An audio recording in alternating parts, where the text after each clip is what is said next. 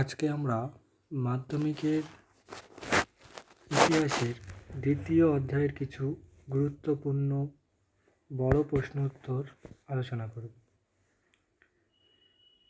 এর আগে কিছু প্রশ্ন উত্তর পড়া হয়েছে, তারপরে আরও কিছু যেসব গুরুত্বপূর্ণ প্রশ্ন উত্তর আছে সেইগুলো নিয়েই এখন আলোচনা করা হবে। এই পর্বের প্রথমেই আমরা যে গুরুত্বপূর্ণ প্রশ্নটা প্রথমে দেখতে পাচ্ছি সেটা হচ্ছে শিক্ষা বিস্তারে প্রাচ্যবাদী ও পাশ্চাত্যবাদী বিতর্ক কী ছিল। এটা একটা ভালো একটা গুরুত্বপূর্ণ প্রশ্ন। প্রথমে আমাদের জানতে হবে প্রাচ্য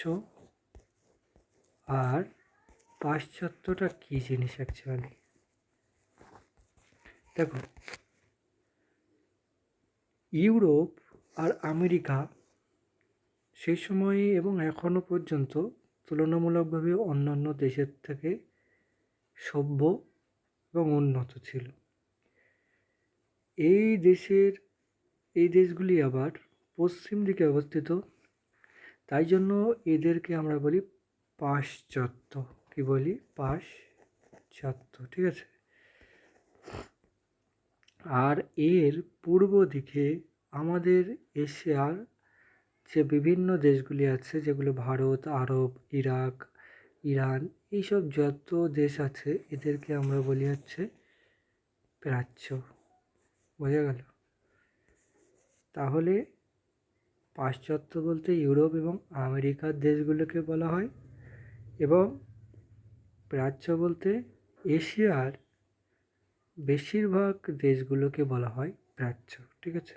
মানে ইউরোপের পূর্ব দিকে এগুলো অবস্থিত, সেই হিসেবে এটা প্রাচ্য।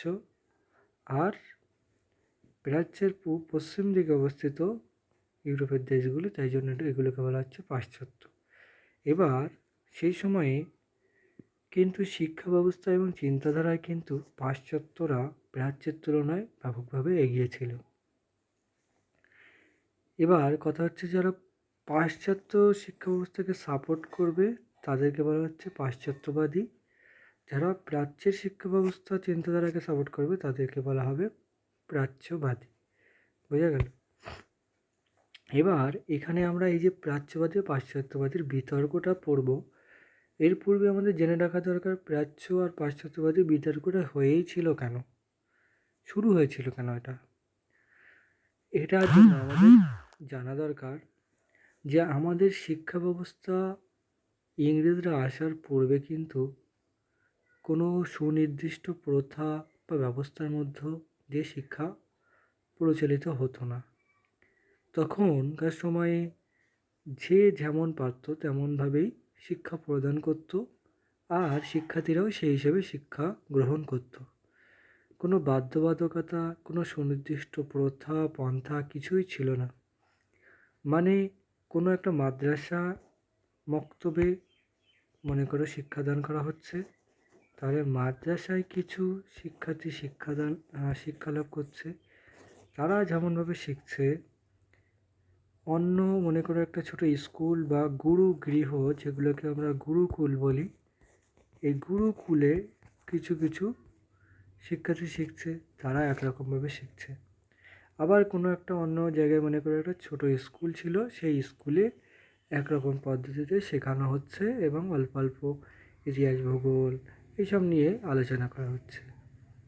তাহলে দেখা যাচ্ছে যে বিভিন্ন জায়গায় শিক্ষা ব্যবস্থা বিভিন্নভাবে প্রচলিত হতো।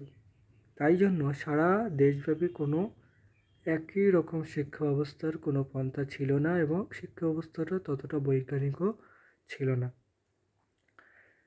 এবার আমাদের দেশে যে শিক্ষা ব্যবস্থা প্রচলিত ছিল, যে পূর্বে যে পদ্ধতিতে আর কি শিক্ষা প্রদান করা হতো, সেই পদ্ধতিতে শিক্ষা অর্জন করার মধ্য দিয়ে শিক্ষার্থীরা ততটা গুণমান সম্পন্ন হয়ে উঠতে পারত না, ঠিক আছে।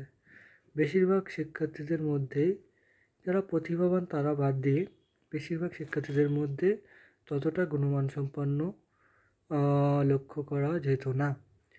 এই জন্য যখন ইংরেজরা চিন্তা করলো যে আমাদের দেশে শিক্ষা প্রদান করবে আমাদের দেশবাসীকে, শিক্ষার সুযোগ দেবে তখন, এবং তারা নির্ধারণ করেছিল, এর মধ্যে অনেক কারণ আছে যদিও, সেগুলোর দিকে এখন যাচ্ছে না। তারা চিন্তা করেছিল যে আমাদের দেশে শিক্ষা প্রদান করবে এবং বছরে 1,00,000 টাকা শুধু শিক্ষা খাতে ব্যয় করবে। এটা তাদের একটা চাপ ছিল যে 1,00,000 টাকা ব্যয় করতেই হবে। তো এবার শিক্ষা প্রদান কীভাবে তারা করবে? সে পাশ্চাত্য ধারার যেটা উন্নত ইংরেজি মাধ্যমে, বিজ্ঞান, এই সব বিষয়ে বেশি শিক্ষাদান করা হবে, না প্রাচ্যের সেই পূর্বপন্থা অনুযায়ী মাদ্রাসা, মক্তব, গুরুকুল, ছোটো ছোটো স্কুলে যে পদ্ধতিতে শিক্ষাদান করা হতো সেইভাবে সেই পুরানো পদ্ধতিতে শিক্ষা প্রদান করা হবে? এই নিয়ে একটা মতভেদ তৈরি হয়। তো এই সময় কি হলো, কিছুজন মানুষজন বলছে না, পাশ্চাত্যের যে উন্নত শিক্ষা ব্যবস্থা ইংরেজদের বা আমরা আমেরিকানদের যেগুলো দেখি, সেরকম উন্নত পন্থার শিক্ষা আমাদের দেশে প্রদান করা হোক। কিন্তু কেউ কেউ আবার বলছেন না, এটা করা যাবে না, কারণ আমাদের দেশের উপর অন্যায় করা হবে। আমাদের দেশের যে শিক্ষা ব্যবস্থা প্রচলিত আছে সেই পদ্ধতিতেই শিক্ষা প্রদান করা হোক, তুলনামূলকভাবে একটু বেশি হারে প্রদান করা হোক।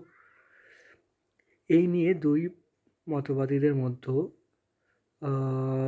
মতভেদ সৃষ্টি হয়। একটা হচ্ছে প্রাচ্যবাদী, যারা আমাদের ভারতীয় পুরানো শিক্ষা ব্যবস্থাকে সাপোর্ট করছিল, আর পাশ্চাত্যবাদী যারা বলছিল না, ইংরেজি শিক্ষা ব্যবস্থাকে আমাদের দেশে প্রদান করা হবে। এই দুজনের মধ্যে একটা মতভেদ তৈরি হয়। তো সেই সময় কী করা হলো, সেই সময় আমরা তাহলে এই আচ্ছা, আমরা পয়েন্টগুলো একেবারে সাথে নিয়ে চলবো। প্রাচ্যবাদী তাহলে আমরা কি বললাম, যারা কি প্রাচ্যের যে শিক্ষা ব্যবস্থা, অর্থাৎ আমাদের দেশের যে শিক্ষা ব্যবস্থা ছিল সেটাকে সাপোর্ট করছিল, তাদেরকে আমরা বলছি কি প্রাচ্যবাদী। এদের মধ্যে কিছু জনের নাম মনে রাখবে, টি প্রিন্সেপ, কোলব্রুক, উইলসন, ঠিক আছে? দুজনের সমর্থকের নাম মনে রাখলে, আরও অনেকে ছিল কিন্তু 2-3 জনের নাম মনে রাখলে। এবার আসে পাশ্চাত্যবাদী, যারা বলছিল কিনা ইংরেজি এবং আধুনিক যে শিক্ষা ব্যবস্থা, সেই শিক্ষা ব্যবস্থাকে আমাদের দেশে প্রদান করা হোক। তাদের মধ্যে কে ছিল? ম্যাকলে, আলেকজান্ডার ডাফ, সান্ডার্স, এরকমভাবে 2-3টে নাম তোমরা কিন্তু মনে রাখতে হবে। বুঝে গেল? এবার এসে যাক দ্বন্দ্বের সূত্রপাত কীভাবে শুরু হলো। না, আমি বললাম কীভাবে শুরু হলো বলো তো। ইস্ট ইন্ডিয়া কোম্পানি অর্থাৎ ইংরেজ সরকার, সে চেয়েছিল আমাদের দেশে শিক্ষা ব্যবস্থা প্রদান করতে, ভারতবাসীকে শিক্ষার আলোয় আলোকিত করতে। যদিও আমাদের দেশে শিক্ষা কিন্তু প্রচলিত ছিল, কিন্তু ওরা চাইছিল আরও শিক্ষার মানটাকে আরও বৃদ্ধি করতে, যাতে সবাই শিক্ষা অর্জন করতে পারে মোটামুটি। তো তারা চেয়েছিল 1,00,000 টাকা করে বিনিয়োগ করবে প্রত্যেক বছর এবং শিক্ষার মানটাকে আরও বৃদ্ধি করতে। তো এই সময়ই কিন্তু প্রাচ্য আর পাশ্চাত্য দুটি ভাবে শিক্ষা ব্যবস্থা প্রণয়নের ক্ষেত্রে দ্বন্দ্ব বা বিবাদ তৈরি হয়েছিল। বোঝা গেল? তার মানে এই সময়ই কীভাবে দ্বন্দ্ব বা বিবাদটা তৈরি হলো, যখনই ইংরেজ সরকার চাইলো যে আমাদের দেশে শিক্ষা ব্যবস্থা প্রদান করা হবে, তখনই আমাদের মধ্য থেকে দুটো দল তৈরি হলো, কেউ প্রাচ্যকে সাপোর্ট করছে, কেউ পাশ্চাত্যকে সাপোর্ট করছে। তো এই জন্যই দ্বন্দ্বটা বা বিবাদটা তৈরি হলো। বোঝা গেল? এবার আসা যাক রামমোহন রায়ের কথা। রামমোহন রায়কে তোমরা অনেকেই জেনে থাকবে যে রামমোহন রায়কে আধুনিক ভারতের মানব বা ভারত পথিক হিসেবে জানা হয়। কারণ কি, তিনি একাধিক ভাষা জেনেছিলেন এবং একাধিক ধর্মগ্রন্থ থেকে শুরু করে বিভিন্ন সব বড় বড় মনীষীদের লেখা বই, পুস্তক সমস্ত কিছু পড়ে ফেলেছিলেন। তার ফলে তার পাশ্চাত্যের যে চিন্তাধারা তার মধ্যে কিন্তু প্রবেশ করেছিল। সেই সময়ে দাঁড়িয়ে তিনি অনেক বড় বড় কাজ করেছিলেন, যার মধ্যে একটা হচ্ছে সতীদাহ প্রথা, ঠিক আছে, নারীদের শিক্ষার অধিকার, এইসব একাধিক বিষয় নিয়ে সেই সময় কিন্তু তিনি কাজ করেছিলেন। প্রাথমিকভাবে তিনি এইসব দিক থেকে এত এগিয়ে ছিলেন, সেই জন্য তাকে আমরা বলি আধুনিক ভারতের জনক, ঠিক আছে, বা ভারত পথিক বলা হয় আমরা। তো তিনি কিন্তু সে সময়ে প্রাচ্যের যে শিক্ষা ব্যবস্থা অর্থাৎ ভারতীয় শিক্ষা ব্যবস্থাকে সাপোর্ট করেননি। তিনি সেই সময়ে যে বড়লাট ছিলেন, অর্থাৎ বলা যায় যে ইংরেজ গভর্নর উইলিয়াম বেন্টিক, নাম শুনেই থাকবে, যার হাত ধরে কিন্তু সতীদাহ প্রথা বিলুপ্ত হয়েছিল। তো তাকে তিনি চিঠি লিখেছিলেন যে যদি 1,00,000 টাকা আপনারা বিনিয়োগ করেন এদেশের জন্য, তাহলে অবশ্যই ওই 1,00,000 টাকা পাশ্চাত্য শিক্ষাক্ষেত্রেই বিনিয়োগ করা হোক, যেন প্রাচ্য শিক্ষা ব্যবস্থা প্রণয়নের ক্ষেত্রে বিনিয়োগ না করা হয়।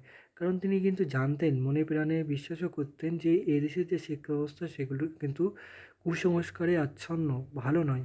তাই জন্য সুশিক্ষা প্র সুশিক্ষা ব্যবস্থা প্রণয়নের ক্ষেত্রে অবশ্যই পাশ্চাত্য শিক্ষাকে সাপোর্ট করতে হবে।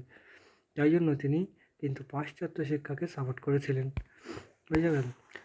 তারপরেও প্রাচ্য আর পাশ্চাত্যবাদীদের মধ্যে কী দ্বন্দ্ব তৈরি হলো? না, কেউ বলছে যে আচ্ছা, আমাদের এখানে পয়েন্ট করার জন্যই কিন্তু এইসব জিনিসগুলো ভেঙে ভেঙে দিয়েছি। তোমরা চাইলে এইসব জিনিস এত পয়েন্ট নাও করতে পারো।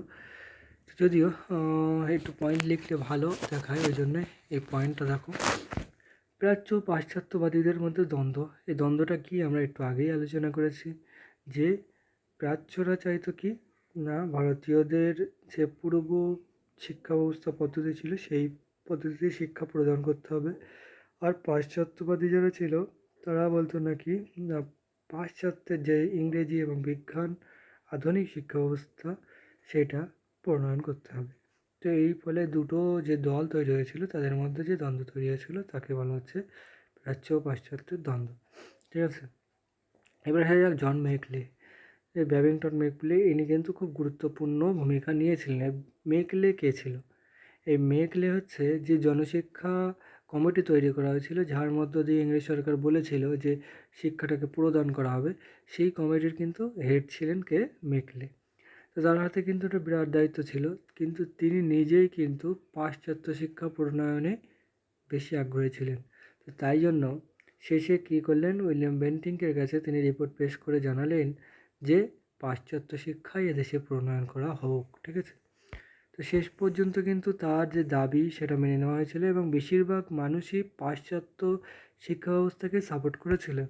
এই জন্য কী হলো, শেষ পর্যন্ত প্রাচ্য শিক্ষা ব্যবস্থা পুরোপুরিভাবে তুলে দিয়ে, মানে প্রাচ্য শিক্ষা ব্যবস্থার যে এটা ছিল রীতিনীতি সেগুলোকে তুলে দিয়ে পাশ্চাত্য শিক্ষা প্রণয়নের উপর বেশি গুরুত্ব দেওয়া হলো। এর ফলে দ্বন্দ্বের সমাপ্তি হলো এবং আমাদের দেশে জ্ঞান ও বিজ্ঞান শিক্ষার যে বিকাশ সেটা শুরু হলো। ঠিক আছে, এই ছিল প্রথম প্রশ্নের উত্তর।